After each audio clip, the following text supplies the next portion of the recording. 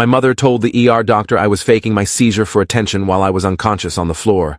The metallic taste hit my tongue first, copper and electricity. My vision tunneled into a pinpoint of light while Mrs. Garrison's voice echoed from somewhere far away, asking me to solve the equation on the board. I tried to tell her something was wrong, tried to form words, but my jaw locked and my body went rigid, and the last thing I remember before the world disappeared was the sound of my desk crashing sideways as I hit the linoleum. When awareness came back, I was staring at ceiling tiles with a crowd of faces hovering above me. Someone had turned me on my side. There was wetness on my chin. Mrs. Garrison was on her phone with 911, and my classmate Derek was telling everyone to back up and give me space. My tongue felt thick and wrong in my mouth. Everything hurt. The ambulance took 20 minutes to arrive. I spent that time lying on the classroom floor with a jacket under my head, drifting in and out of consciousness while Mrs. Garrison kept saying my name. Liam. Liam, can you hear me? The paramedics asked me questions I couldn't answer because my brain felt wrapped in cotton. They loaded me onto a stretcher and I saw the other students watching through the classroom windows as they wheeled me down the hallway. The fluorescent lights overhead were too bright and made my head pound. One paramedic kept checking my pupils with a flashlight. The other one asked if I'd taken any drugs or if I had a history of seizures. I managed to shake my head no to both questions. They strapped an oxygen mask over my face and the ambulance started moving. My mother met us at the hospital. I was in a curtained bay in the emergency room when she arrived, still wearing her work scrubs from the dental office where she worked as a hygienist. Her first words weren't asking if I was okay. They were sharp and accusatory. What did you do? Her eyes scanned the monitors and IV line like she was looking for evidence of my guilt. The ER doctor introduced herself as Dr. Patel and started explaining what had happened at school. Grand mal seizure, loss of consciousness, possible head trauma from the fall. They needed to run tests, CT scan, blood work, EEG monitoring. My mother crossed her arms, and her expression went cold in that way I knew too well. The way that meant she'd already decided the narrative before hearing any facts. She told Dr. Patel I was faking it. Said it loud enough that the nurse adjusting my IV flinched. My son has always been dramatic. He does things like this when he wants attention or wants to get out of school. Her voice carried that syrupy tone she used when talking to authority figures, the one that made her sound reasonable and concerned instead of cruel. Dr. Patel looked between us with a carefully neutral expression. She explained that you can't fake a witnessed grand mal seizure, that the school had documentation, that my vital signs and physical presentation were consistent with a legitimate neurological event. My mother laughed. It was a short, bitter sound. Trust me, doctor. I know my son. This is exactly the kind of stunt he pulls. Dr. Patel's jaw tightened almost imperceptibly. She said they'd be running the tests regardless and that I'd be admitted for observation. My mother said that was unnecessary and a waste of resources, that I just needed to go home and stop seeking attention. The doctor excused herself and left the bay. Through the gap in the curtain, I could see her talking to the charge nurse at the desk. Both of them kept glancing back toward us. My mother pulled out her phone and started texting, her fingers flying across the screen. She didn't look at me once, didn't ask how I felt or if I was scared. Just sat in the plastic chair against the wall with her purse on her lap like she was waiting in a DMV instead of an emergency room where her son had just been brought in by ambulance after his first seizure. The tests took hours. They wheeled me to radiology for the CT scan, and I had to lie perfectly still while the machine whirred and clicked around my head. Back in the ER bay, a technician attached electrode pads to my scalp for the EEG monitoring. My mother complained about the wait time, about missing work, about how this was all unnecessary drama that could have been avoided if I'd just behaved normally at school. When Dr. Patel came back with preliminary results, she pulled the curtain closed for privacy. The CT scan showed no structural abnormalities, no tumors or bleeding, but my EEG readings were abnormal. There was unusual electrical activity in my temporal lobe. She used words like focal epilepsy and recommended I see a neurologist for further evaluation. My mother's response was immediate and dismissive. She told Dr.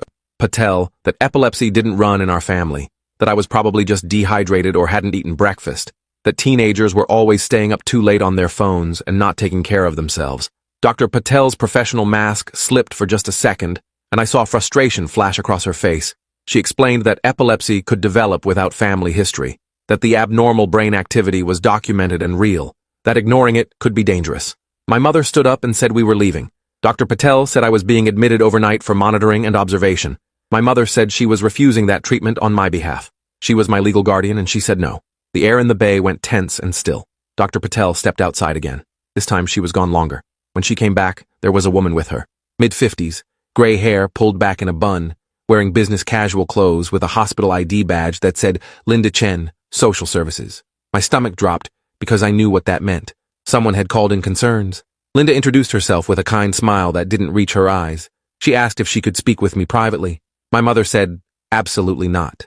That whatever needed to be discussed could be said in front of her. Linda's smile went even tighter. She explained that hospital policy allowed her to interview minors confidentially when there were concerns about their welfare.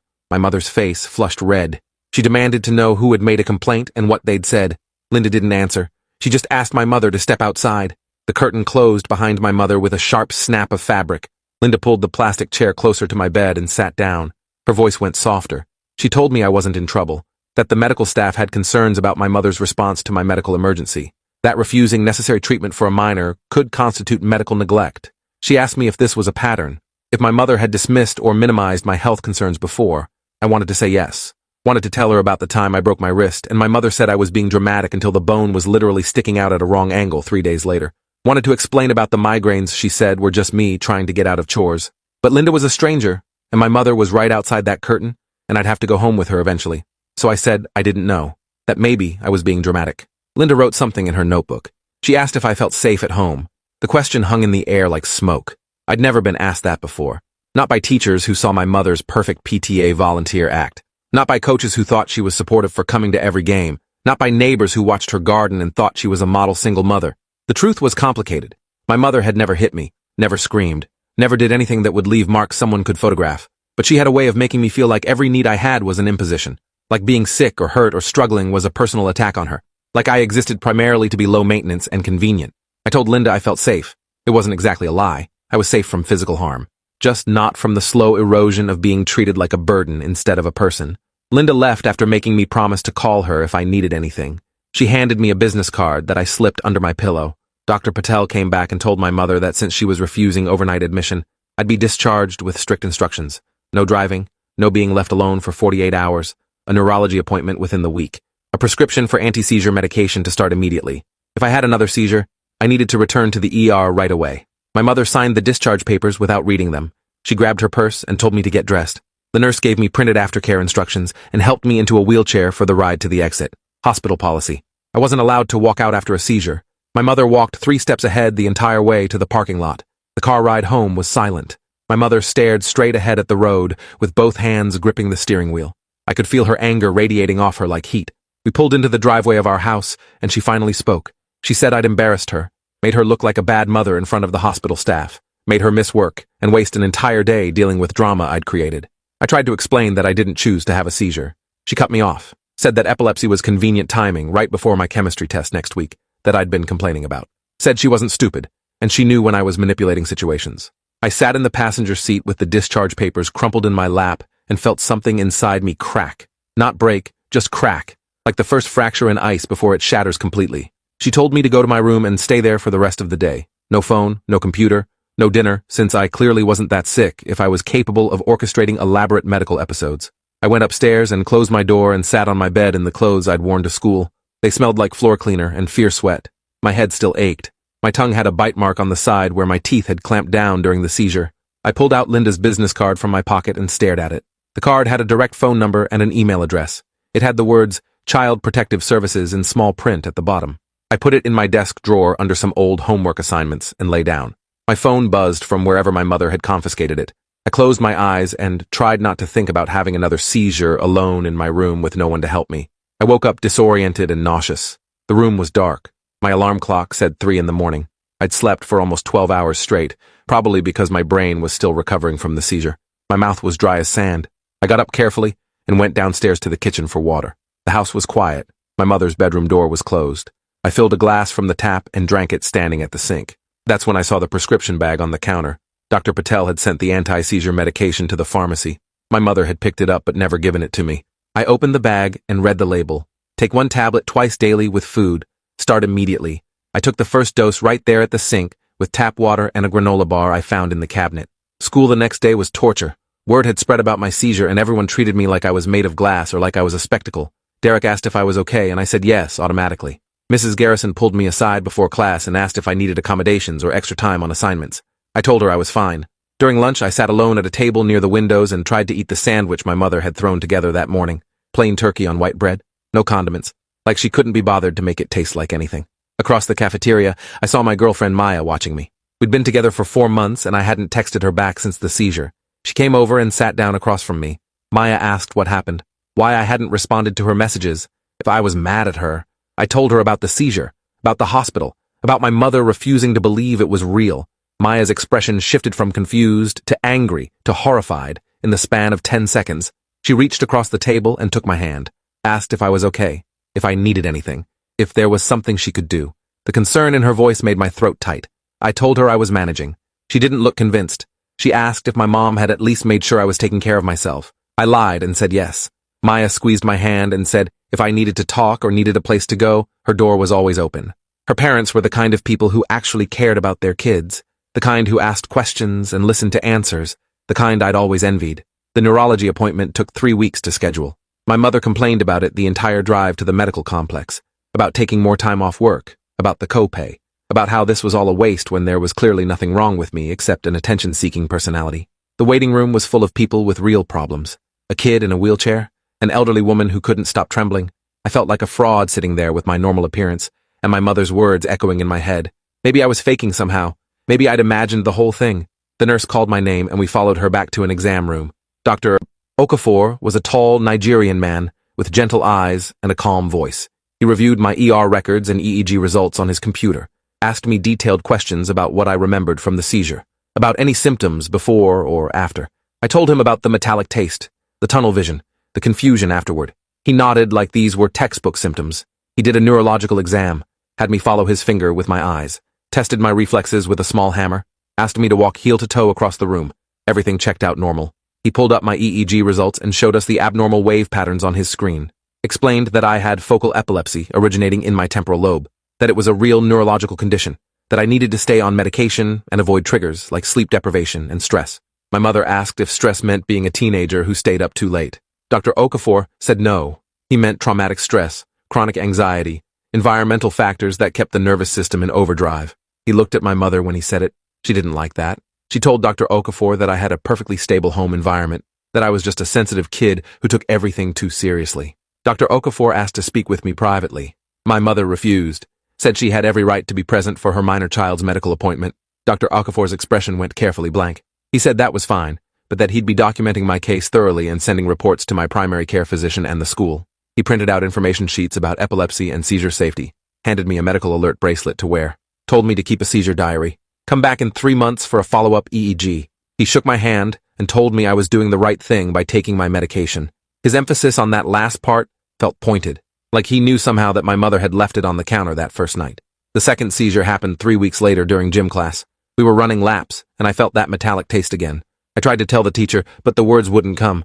This time I stayed conscious through part of it. I felt my body jerking and thrashing on the gymnasium floor, felt the convulsions I couldn't control, heard the other students screaming, felt someone trying to hold me down and Coach Williams yelling at them to let me move. When it stopped, I lay there gasping with tears running down my face because I'd just proved my mother wrong in the most public way possible. The school nurse called an ambulance again, called my mother.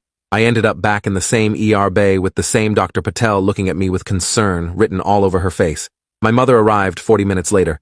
She walked in and immediately started talking before Dr. Patel could say anything. She told her I'd forgotten to take my medication this morning, that I'd been staying up late gaming, that I'd brought this on myself through irresponsibility. Dr. Patel asked me directly if that was true. I said no. I'd taken my medication every single day at the exact same times. I'd been going to bed at 10. I'd been following every instruction. My mother's face flushed. She said I was lying to make her look bad. Dr. Patel held up her hand. She said the school had provided detailed documentation, that this seizure had come out of nowhere during routine physical activity, that sometimes breakthrough seizures happened even with medication, that we needed to adjust my dosage. She said something else too, something that made my mother go very still. She said the ER staff had flagged my case for a pattern of concerning parental behavior during medical emergencies, that there were notes from my first visit about treatment refusal and dismissal of documented medical conditions, that if this continued, they'd be required to make a formal report to Child Protective Services. My mother's voice went ice cold. She said that was completely unnecessary and overstepping, that she was a healthcare professional herself and knew how to care for her child. Dr. Patel said being a dental hygienist didn't qualify her to override a neurologist's treatment plan. The temperature in the room dropped 10 degrees. My mother grabbed her purse and stood up. She told Dr. Patel we wouldn't be returning to this hospital, that she'd be finding me care elsewhere. Then she walked out. Dr. Patel looked at me for a long moment. She asked quietly if I wanted to go home with my mother. The question caught me off guard. I was 17, not quite an adult, but old enough to understand what she was really asking. if I felt safe, if I needed help, if this was the moment to speak up. I thought about Linda's business card still hidden in my desk drawer, about Maya's offer to help, about Coach Williams who'd witnessed the seizure and knew I hadn't faked it, about the pattern of documentation building in my medical records. I told Dr. Patel I wanted to call someone. She handed me her phone. I pulled Linda's number from my memory and dialed. She answered on the third ring. I told her I needed help. She said she was on her way. My mother came back to the bay 20 minutes later expecting to take me home. Instead, she found Linda sitting next to my bed with a folder full of documentation. Linda introduced herself again and explained that there was now sufficient evidence of medical neglect to warrant an immediate investigation, that I would be placed in emergency foster care while the investigation proceeded, that my mother could contest this through family court, but that for now, I was being removed from her custody. My mother's face went through several expressions: shock, rage, disbelief. She said this was insane, that she'd done nothing wrong, that I was manipulating everyone with lies.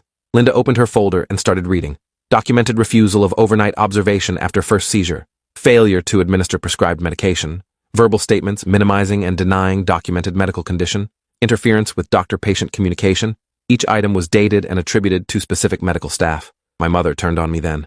Her voice shook with fury. She said I'd ruined everything, that I was a liar and a manipulator just like my father, that she'd sacrificed everything to raise me alone, and this was how I repaid her, by getting her investigated and humiliated. Linda stood up and positioned herself between us. She told my mother that threatening a minor during a CPS intervention was being documented too, that she needed to leave the hospital now. Security would escort her out if necessary. My mother grabbed her purse and left without looking back. I watched her go through the bay curtain and felt that crack in my chest split wider, not into a full break, not yet, but close. Linda sat back down and told me it was going to be okay, that I'd done the right thing, that I was safe now. I wanted to believe her. The foster home was 40 minutes away in a suburb I'd never been to before. Linda drove me there herself after Dr. Patel discharged me with a new medication dosage and instructions for the foster parents. The house was a two-story colonial with a neat lawn and a minivan in the driveway. Linda knocked and a woman answered. She was in her 50s with short blonde hair and warm brown eyes. Her name was Patricia. She invited us in and showed me to a bedroom on the second floor. It was clean and simple. Twin bed with a blue comforter, desk, dresser, window overlooking the backyard. Patricia told me her husband David was at work, but would be home for dinner. They had 2 other foster kids currently, a girl named Sienna who was 14 and a boy named Marcus who was 12. House rules were simple. Respect each other. Do your chores. Keep your grades up. No drugs or violence. She asked if I had any questions. I asked if I could call my girlfriend. Patricia said of course. She handed me her house phone since my mother had kept mine. I dialed Maya's number from memory. She answered sounding worried. I told her what had happened. About CPS, about foster care, about my mother being investigated. Maya was quiet for a long time.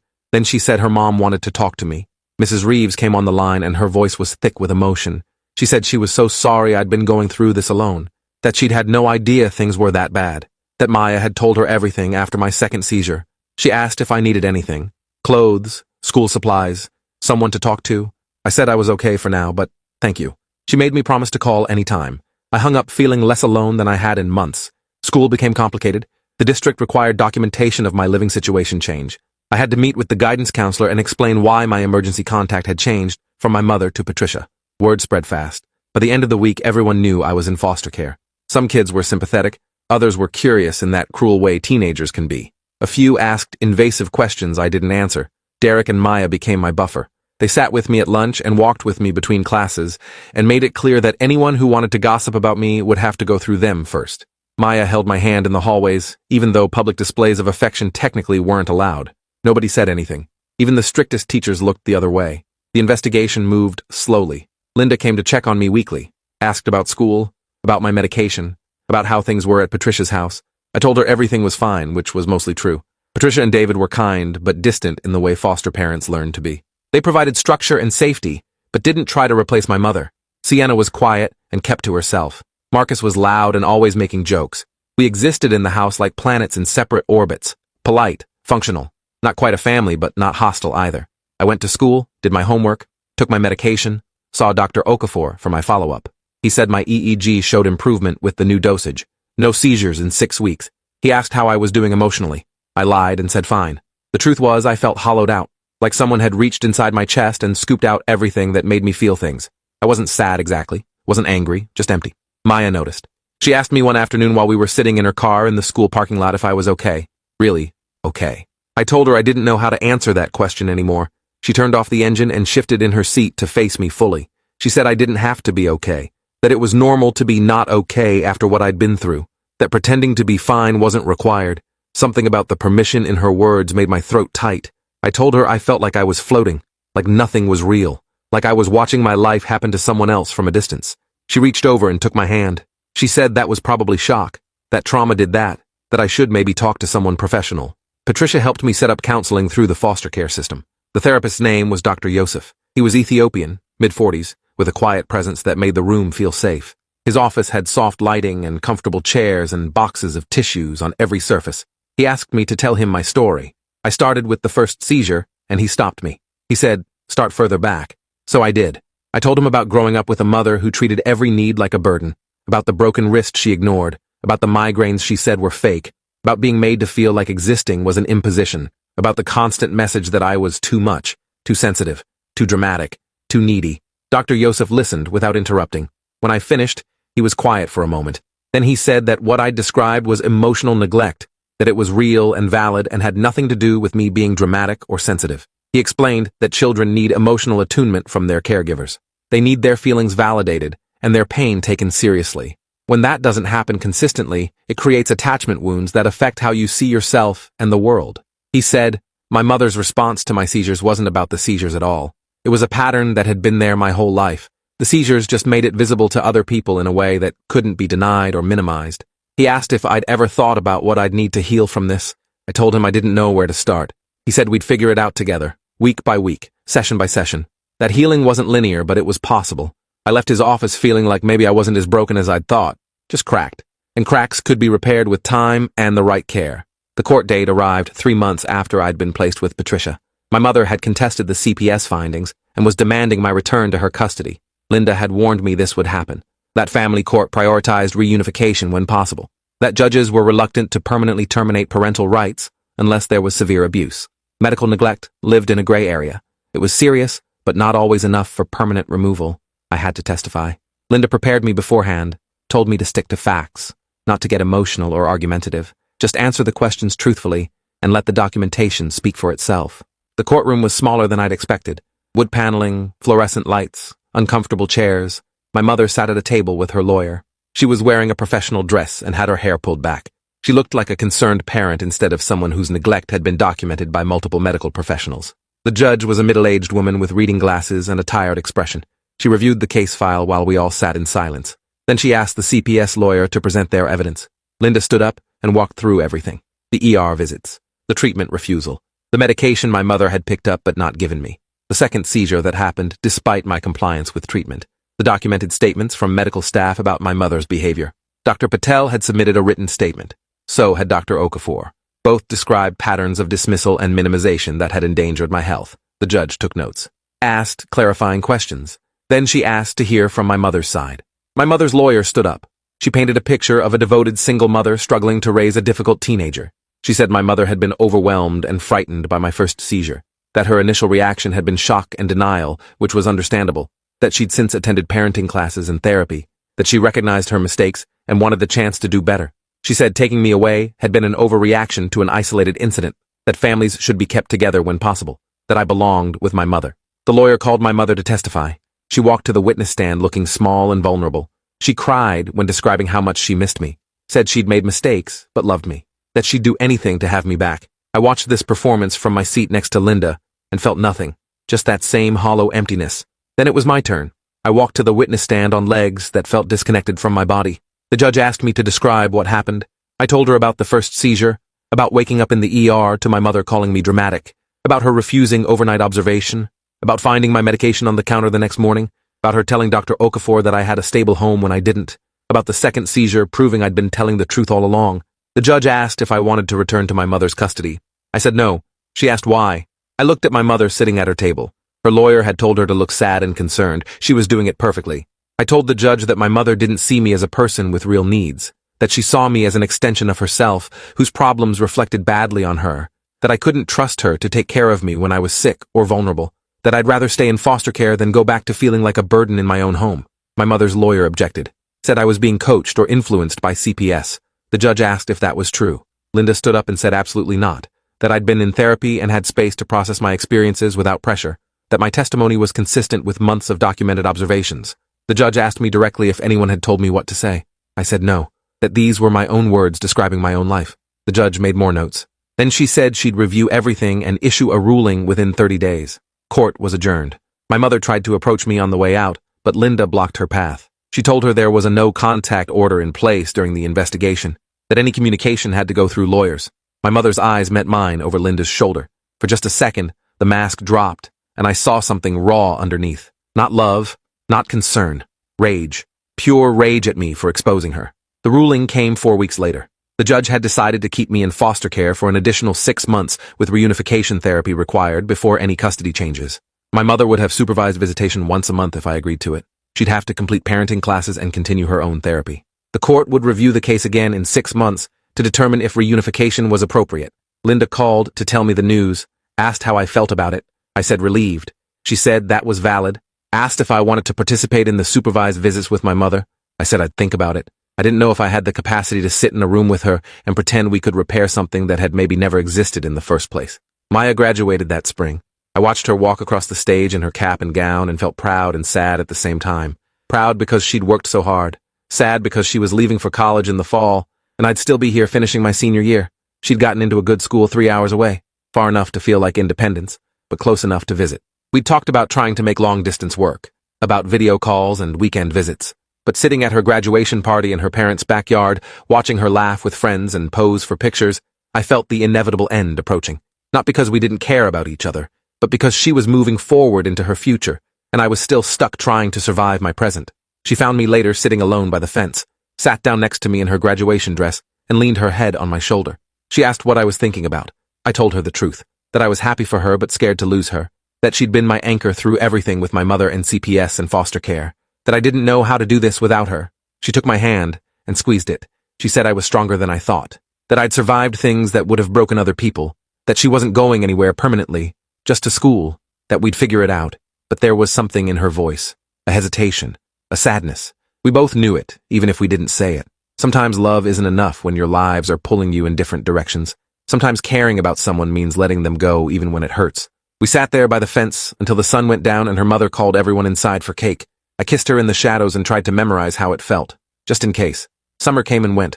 I got a job working at a grocery store to save money. Lived at Patricia's house. Went to therapy every week, took my medication, didn't have any seizures, saw Maya twice before she left for college. Both times felt forced and awkward in a way they never had before. We were already growing apart, creating distance to make the inevitable split easier. She texted me on her first day of classes with pictures of her dorm room. I responded with congratulations and a heart emoji. 3 weeks later, she called, said we needed to talk. I already knew what was coming. She said long distance was harder than she'd thought, that she needed to focus on adjusting to college, that she cared about me but couldn't give me what I needed right now. I told her I understood, meant it. We said we'd stay friends. Both knew that probably wouldn't happen but said it anyway because it made the ending feel less final. Senior year started and I threw myself into it. Applied to colleges, wrote scholarship essays, worked on weekends, spent evenings doing homework at Patricia's kitchen table while she cooked dinner and David watched the news. Sienna had been reunified with her mother. A new foster kid had moved in, a girl named Jasmine who was 15 and didn't talk much. I understood that. Sometimes silence was safer than words. I'd learned that lesson well. Dr. Yosef and I worked through my trauma in weekly sessions. He taught me coping strategies for anxiety, helped me identify negative thought patterns my mother had programmed into me, challenged me to imagine what I wanted my life to look like instead of just surviving what it had been. I started to realize I'd never let myself want things before, never let myself dream or plan because hope felt dangerous when disappointment was guaranteed. But now, in foster care with distance from my mother, I could start to see possibilities. The 6-month review hearing happened in November. Same courtroom, same judge, different energy. My mother's lawyer presented evidence of her completion of parenting classes and therapy. Letters from her therapist saying she'd made progress. Records of her consistent attendance at supervised visitation. I'd gone to exactly 3 of those visits. They'd been stiff and performative. My mother asking surface questions about school. Me giving surface answers. Both of us performing for the social worker in the corner taking notes. No real conversation. No acknowledgement of what had happened. Just 2 strangers going through required motions. The judge asked if I wanted to return to my mother's custody. I said no. She asked if I'd be willing to try unsupervised visits. I said no. She asked what I wanted. I said to stay in foster care until I turned 18, then to go to college and build my own life. My mother's lawyer argued that I was being stubborn and influenced by anger, that I needed my mother, that family bonds were important. Linda presented counter-evidence, my therapy records showing significant improvement in foster care, my grades, which had gone from C's to A's, my medical records showing no seizures in almost a year, statements from Patricia and David about my progress, a letter from Dr. Okafor supporting my continued stable housing situation. The judge reviewed everything in silence. Then, she made her ruling. Custody would remain with the state through foster care until my 18th birthday. My mother would retain the right to supervised visitation, but it would not be mandatory for me to participate. The case would be closed after I turned 18 with no further review. I was essentially emancipated. Free. My mother stood up so fast, her chair fell backward. She screamed that this was unjust, that I'd poisoned everyone against her, that she'd done nothing to deserve this. The bailiff approached her. Her lawyer put a hand on her arm and pulled her back down. The judge warned her that outbursts would result in contempt charges. My mother sat there shaking with rage while I walked out of the courtroom with Linda. Outside, Linda asked if I was okay. I said I didn't know, felt like I should be happy or relieved, but mostly just felt tired. She said that was normal. That closure often felt more like exhaustion than celebration. She told me she was proud of me, that I'd advocated for myself when it mattered most, that I'd broken a cycle. I thanked her for believing me when nobody else did, for seeing what was happening and doing something about it. She hugged me, said it was her job but that she'd remember my case, that sometimes she saw kids slip through the cracks, and it haunted her, that I'd been one of the ones she'd been able to help, and that mattered. We stood in the courthouse parking lot while November wind whipped leaves around our feet. Then I got in Patricia's car and went back to the foster home that had become more of a home than my mother's house ever was. College acceptance letters started arriving in March. I got into 3 schools with decent financial aid packages. Chose the one closest to Patricia's house, because David had offered to let me stay with them during breaks until I got on my feet. They'd become something like family over the past year and a half. Not replacements for what I'd lost, but new anchors. Patricia taught me how to do laundry properly. David helped me learn to change oil in a car. They came to my therapy appointments when I needed support. Celebrated when I got my driver's license. Helped me pick out a laptop for college. Small kindnesses that added up to something bigger. Proof that care didn't have to come with conditions. That support didn't have to feel like obligation. That people could show up for you without making you feel like a burden. These were revolutionary concepts for someone raised by my mother. Graduation came in June. I walked across the stage in my cap and gown, and Patricia and David stood up and cheered. Linda was there too. So was Dr. Yosef. My mother wasn't. I'd thought about inviting her. Dr. Yosef and I had processed it in therapy. He'd said it was my choice and there was no wrong answer. That I could invite her if I wanted closure or connection. That I could not invite her if I needed boundary protection. I decided not to. Some wounds needed distance to heal. Some relationships couldn't be salvaged no matter how much therapy and good intentions you threw at them. My mother had sent a card to Patricia's house. I'd opened it to find a generic congratulations message and a check for $50. No personal note. No acknowledgement of the past 2 years. Just money and a signature. I'd torn up the check and thrown the card away. Hadn't felt guilt about it either. Just acceptance that we'd never have what other people had with their mothers. That I'd survived her instead of being nurtured by her. Summer before college was peaceful. I worked full-time at the grocery store and saved every paycheck. Patricia helped me shop for dorm supplies. David helped me move in on a hot August morning. My roommate was a kid from California named Justin, who played guitar and wanted to study engineering. We got along fine. Not best friends, but compatible. I settled into college life easier than I'd expected. Classes were interesting. Freedom was intoxicating. I could go to bed when I wanted, eat what I wanted, take care of myself without someone telling me I was being dramatic or needy. I found a support group for students with chronic illness, met other people with epilepsy who understood the fear of having seizures in public, shared medication strategies and trigger management, built a community of people who got it without me having to explain. I didn't talk to my mother for 2 years. No calls, no visits, no contact. I'd blocked her number and social media. Linda had closed my CPS case on my 18th birthday. I was legally an adult, free to make my own choices about relationships and boundaries.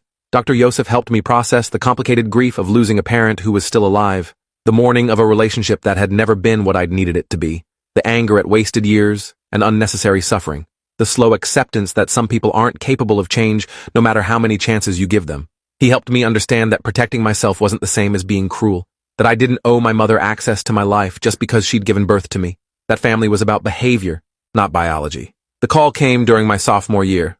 Unknown number. I almost didn't answer, but something made me pick up. It was my mother. Her voice sounded smaller than I remembered. Older. She said she'd gotten my number from Patricia. Asked if we could talk. I considered hanging up. Considered telling her to leave me alone. Instead, I asked what she wanted. She said she'd been in therapy for real this time. Not court-mandated, but voluntary. Working through her own trauma and patterns. She said she'd finally started to understand what she'd done to me. that she'd been repeating cycles from her own childhood, that she was sorry. The word hung between us. Sorry. Like it could undo years of being made to feel worthless. Like it could erase the medical neglect and the court battles and the foster care. Like it could make me forget watching her tell doctors I was faking while I was unconscious on the floor. I told her I appreciated the apology, but I wasn't ready to have a relationship with her. That maybe I never would be. That she'd have to accept that and respect my boundaries. She was quiet for a long time. Then she said she understood. That she'd keep working on herself, regardless.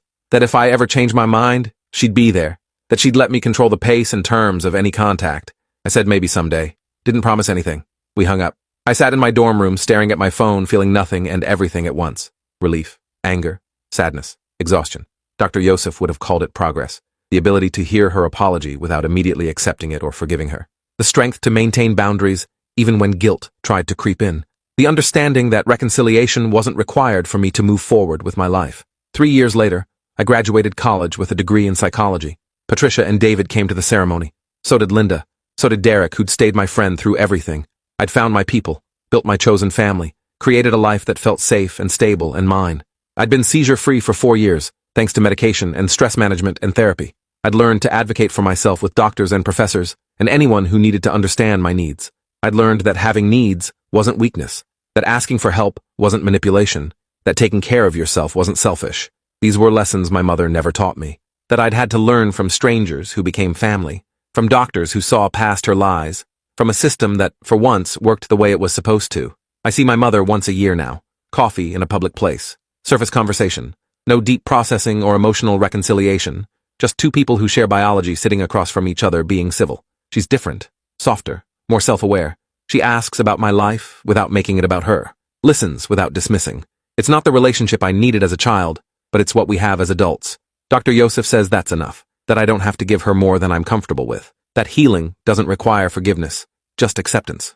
I've accepted that my mother did her best with broken tools, that her best wasn't good enough, that I survived anyway and built something better, that I broke the cycle she couldn't break herself, that my future children, if I have them, will never doubt whether their needs matter. They'll never be called dramatic for being sick or hurt. They'll never be told they're faking when they're unconscious on the floor. Thanks for watching till the end. Make sure to subscribe and like to not miss the next story.